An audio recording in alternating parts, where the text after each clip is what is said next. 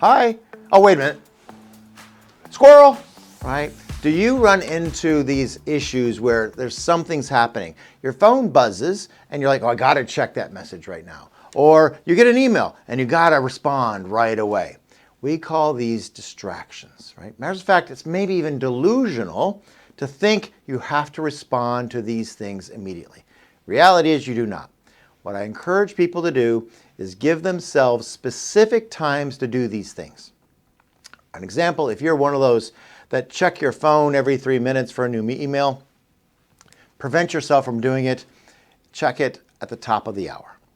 Pick a time, right, that you're going to check it, and that's the time when you're actually going to do it. Get out of the habit of these distractions and thinking that every single thing must be done at this exact moment, right? This is how we get better and better with time management, which reality, we can never manage time. We can manage priorities.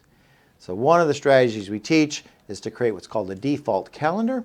So you have a slot of time to do marketing every single week. You have a slot of time to do sales or follow-up calls every single week. You have a slot of time to take care of your financials every week. But initially, it starts with staying off of social media unless you need to be on social media because that's where your clients are, or it's part of your marketing slot. Really get good at preventing the time switch.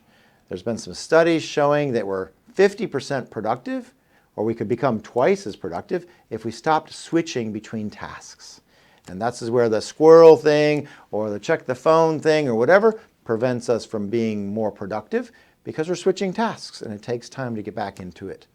So I highly recommend checking your email or your phone on the top of the hour or something like that, and then making sure you have slots of time is what we call a default calendar.